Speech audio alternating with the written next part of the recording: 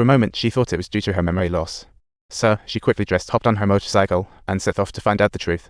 She got dressed and jumped on her bike to investigate, only to find that nothing had changed because of her efforts. Sayoma rode her motorcycle to the potty site, knowing this was the last place she remembered before her amnesia. To her surprise, her mom and stepdad had roped in the whole town to help search for her, like a real-life treasure hunt. Watching everyone rush around, Sayoma felt an overwhelming urgency as she realized that even though she was right in front of them, nobody noticed her at all. Suddenly overwhelmed by despair, just when she was about to give up, the family sheep took excitedly bounded over to her side. An idea struck her, so she led the dog slowly back to where she had awakened. Everyone thought the dog's strange behavior might mean she had found something, so everyone followed her to the mysterious riverbank. Sayoma dashed into the water, shouting at them, but their eyes were still as empty as ever. Seeing everyone's reaction, Sayoma felt lost again. Just then, a flock of eerie crows flew by, as if trying to guide her. Following the crows, people seemed to get it and immediately jumped into the river. Before long, they actually discovered Sayoma's body where the crows gathered. Staring at her pale complexion, Sayoma realized she was dead. Faced with her mom and dad's anguished cries, she couldn't bear to stay. She turned and walked into the lonely woods, realizing she was no longer among the living, feeling utterly hopeless. She slowly made her way to her biological father's side, hoping deeply for one final glimpse. Yet all he could perceive at that moment was a mirage that kept calling out to him. Dad was convinced it was just a hallucination from his overwhelming grief and sped off in the car. In despair, Sayoma saw a glimmer of hope and chased him on her bike, but words failed her. Her father simply couldn't face the truth, knowing this was just too much to bear. In a moment of extreme urgency, Sayoma mustered her courage and suddenly conceived of a daring plan.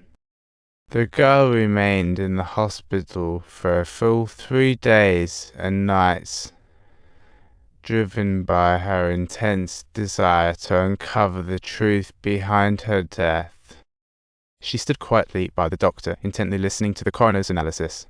After a thorough investigation, the police concluded she died of strangulation from a belt. This revelation shocked Sayoma, but even more shocking was the discovery of a large amount of anesthetics in her system. This meant someone had drugged her drink. Hearing the doctor's words, Sayoma was left stunned, unable to fathom who could hate her so deeply. Seeing her distraught mother, Sayoma felt a pang of sympathy but pushed aside her sorrow to continue the investigation. She rushed to her father because he was the only one who could see her sole connection to the real world. She told her dad her death had to be caused by someone she knew. There was no way she would accept a drink from a stranger. Quickly, she used her dad's computer to log into social media, searching for clues from the incident. To her surprise, after a bit of searching, she actually found photos from the party featuring herself. In an instant, a hazy memory flickered in Sayoma's mind.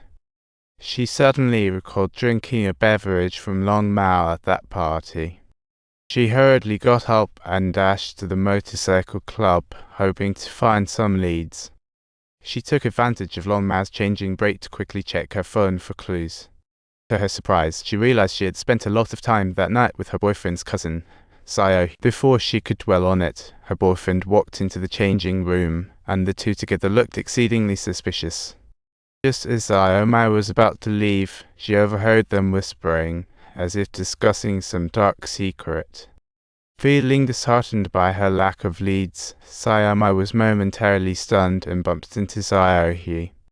Sayohi said she only saw her fighting with her boyfriend that night and heading into the woods. She knew nothing of what happened afterward.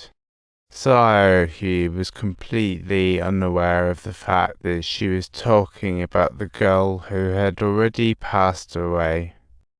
Alone, Sayoma walked into the woods, trying to remember what exactly had caused the argument with her boyfriend. And she suddenly recalled her boyfriend's odd behavior in the changing room, and suspicion flooded her mind. Helpless, Sayoma shed tears of frustration and had to seek out Sayohi once more to find the truth.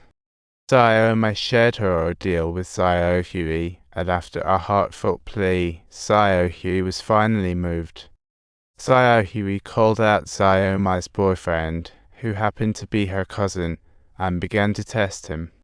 However, No matter how he defended himself, her boyfriend never confessed to his wrongdoing, insisting he loved Sayoma with no doubts.